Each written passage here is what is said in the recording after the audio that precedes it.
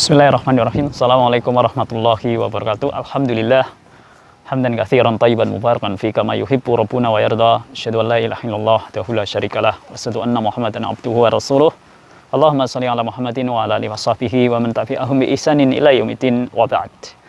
Para sanak famili Handetolan dimanapun berada yang semoga diberkahi dan dirahmati oleh Allah Subhanahu wa taala, dan tak lupa menyapa sahabat saya dimanapun berada yang semoga juga diberkahi dan dirahmati oleh Allah Subhanahu wa taala.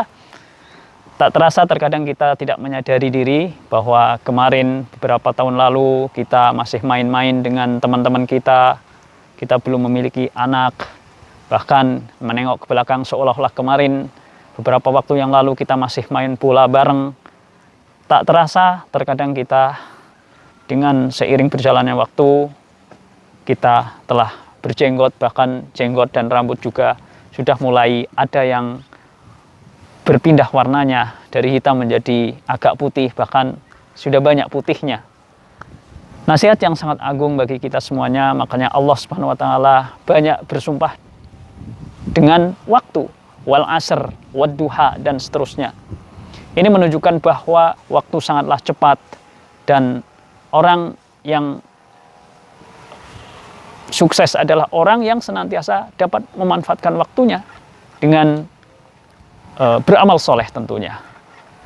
Para sahabat sekalian, ketika kita menyadari bahwa diri kita sudah tidak muda lagi, sementara ilmu pun masih minim, kemudian kita pun ingat dengan sebuah firman Allah di dalam surat Adz-Dzariyat, wa ma khalaqtul jinna wal insa illa liya'budun, dan tidaklah aku ciptakan jin dan manusia melainkan untuk beribadah kepada Allah Subhanahu wa taala. Oleh karena itu, beribadah kepada Allah Subhanahu wa taala tentunya tidak bisa terimplementasikan dengan baik dan benar kecuali dengan ilmu. Oleh karena itu, seiring perjalanan waktu, kita pun terkadang menjadi berpikir, ilmu yang mana dulu yang harus kita pelajari?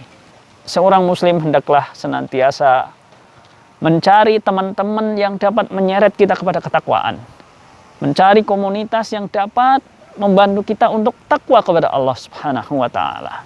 Nah, terkait dengan kebingungan kita terkadang, sementara kita berpacu dengan waktu, kita tidak berusia muda lagi, kita sudah memiliki istri, memiliki anak beberapa, bahkan sebagian kita sudah memiliki cucu, maka sementara ibadah baru begini-begini saja, ilmu pun baru minim sekali.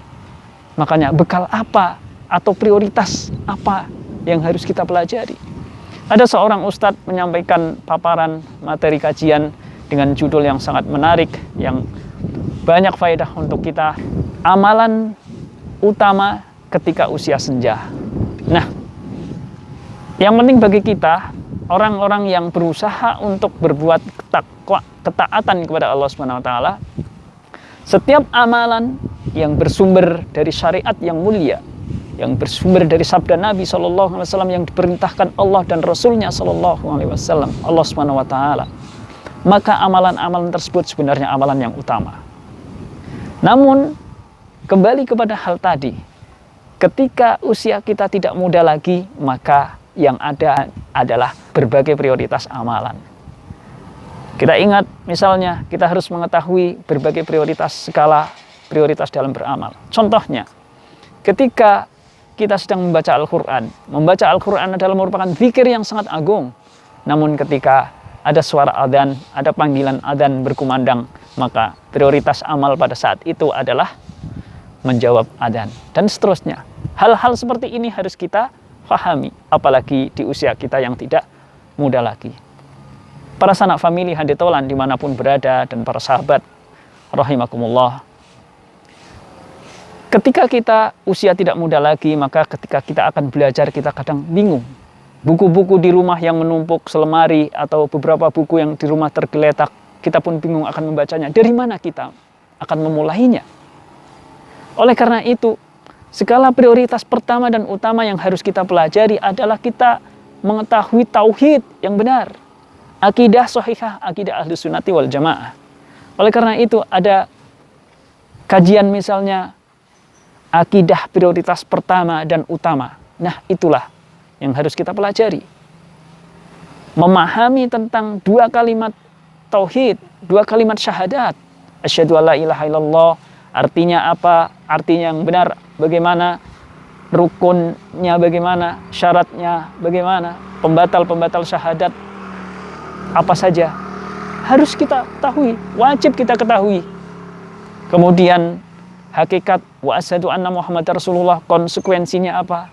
Harus kita ketahui. Itu yang pertama, skala prioritas dalam akidah, dalam tauhid. Kemudian mempelajari kitab-kitab akidah dari yang ringan-ringan dulu. 3 landasan utama, qawaid al-arba, akidah wasitiyah misalnya. Ini harus kita pelajari. Dari mana? Dari para ahli ilmu yang memang mumpuni dalam bidangnya tentunya. Dan dari mana kita memperoleh informasi ini? Cari komunitas yang memang membimbing kita, akan mengarahkan kita ke jalan tersebut. Nah, teman-teman sekalian, hal kedua yang harus kita pelajari sebagai prioritas amalan-amalan di usia kita yang tidak muda lagi adalah kita menuntut ilmu tentang fikih ibadah. Fikih ibadah. Bagaimana tata cara wudhu sesuai dengan tuntunan Rasulullah SAW. Bagaimana tata cara bersuci. Bagaimana hukum-hukum tentang darah wanita bagi wanita. Bagi suami harus mengetahuinya untuk mengajarkan kepada istrinya. Kemudian bagaimana tata cara sholat sesuai dengan tuntunan Rasulullah SAW.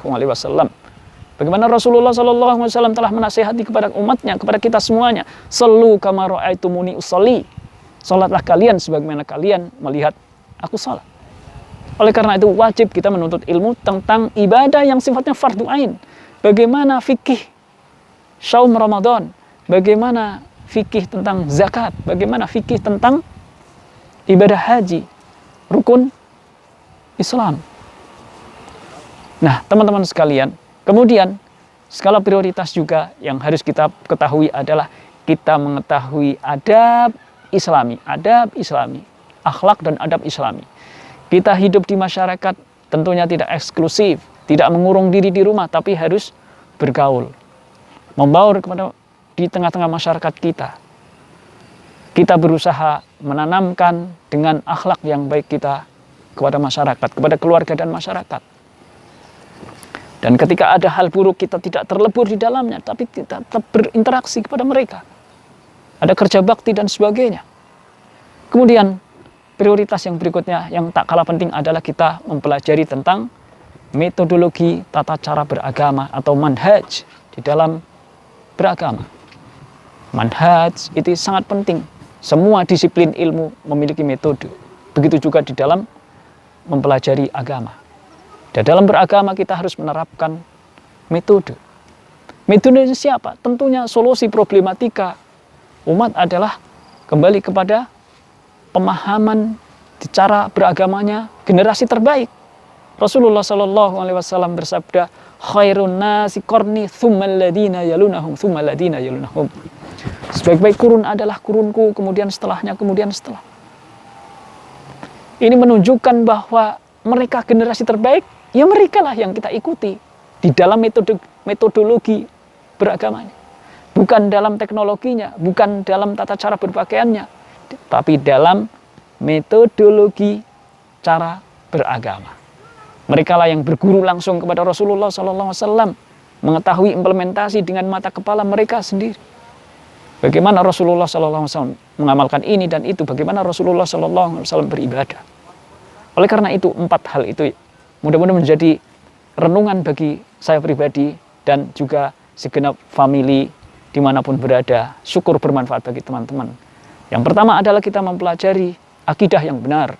Kita mempelajari rukun iman dengan baik dan benar dengan guru-guru yang memang diberi amanah ilmu. Berakidah lurus dan bermetodologikan yang lurus. Kemudian yang kedua adalah mempelajari fikih ibadah yang sifatnya fardu ain.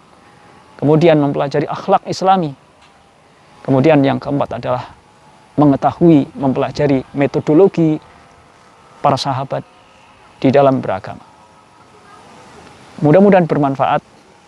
Apabila ada kekeliruan dalam perkataan, mohon dimaafkan. Billahi taufiq wal hidayah. Wassalamualaikum warahmatullahi wabarakatuh.